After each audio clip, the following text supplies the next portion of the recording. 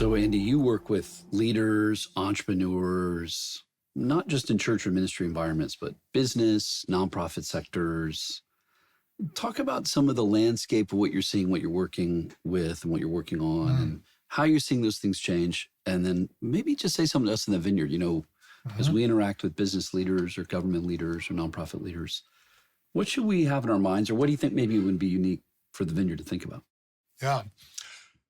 I get to work particularly with entrepreneurs. I'm with people in a lot of walks of life, but in my day job at Praxis, we specifically come alongside people who are starting things. Mm-hmm. It's amazing to be with people who are taking that level of risk. And in some ways, I would say the number one thing you can learn if you have any entrepreneurs in your congregation or in your circle of relationships, just walk alongside them and see how much risk they take and are willing to bear for the sake of some new thing in the world. And often for us at Praxis, some repair they're trying to bring in the world. The beautiful thing about Praxis is this group of people pursuing what we call redemptive entrepreneurship, which really in some ways is like going to places where the systems currently are broken, and entrepreneurs are good at kind of trying new things and sometimes breaking systems. Right. And if the system is broken, you need to break some things and redesign. Right. So the value of finding those risk tolerant people, not all people are like this. No.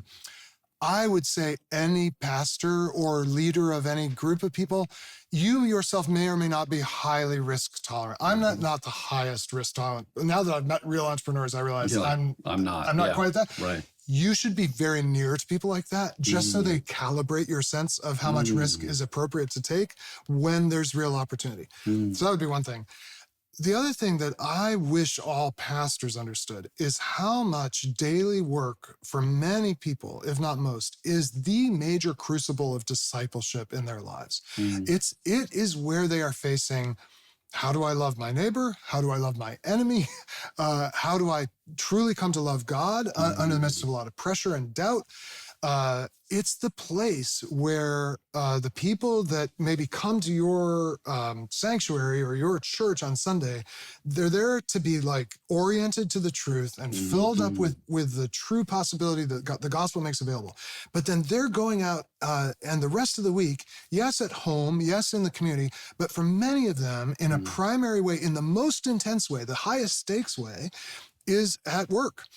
And it's been an incredible gift for me, having spent the first 25 years of my life mostly in church and kind of Christian ministry context, where we really wanted people to come to them and do the thing together. Yeah.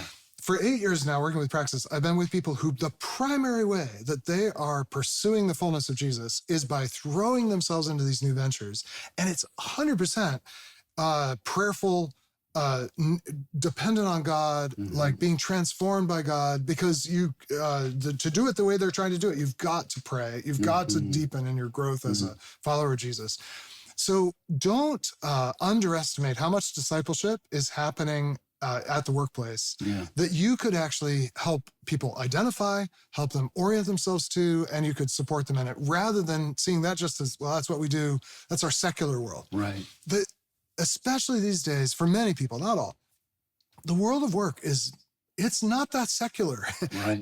It touches the depths of the soul. It involves the heart. It involves them trying to think through their own commitments in light of their faith. And I'm not saying it's a like faith-friendly environment necessarily, but it's not just sort of a neutral, uninteresting environment from the point of view of faith. It's like one of the most interesting questions you can ask someone is, what is it like to do the job that you've been given to do in your daily work? And how could Jesus be part of that with you? Yeah, and what I like about what you said is, it's as much the pastor or the ministry being influenced by that way of thinking. So it's not just, oh, there's this entrepreneur, I should probably be on their prayer team, or, check in to make sure their marriage is doing okay. No, actually, you need to be influenced by them as much as helping to solidify their life and their faith. We gathered a group of entrepreneurs in Singapore this spring, and for a couple of days, and I brought some theologians, because I'm the theology and culture side of what we do. And these are people who've taught at major seminaries. They're wonderful, wonderful, deep, thoughtful, pastoral and theological thinkers.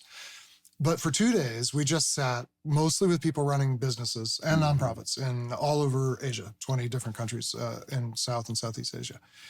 And when we were debriefing with the theologians, their jaws were kind of dropping. They were like, I saw levels of sacrifice and prayerfulness and Christian commitment that we aspire to form in the church context. I mean, I saw it much more in these people. So that's not true of every entrepreneur. It's not true automatically just because someone is an entrepreneur or even has an impressive title in some business, not all. But when you find those people, apprentice yourself to them because they know something about following Jesus in the crucible of work that is very beautifully complementary to what you have learned about following Jesus in the crucible of ministry.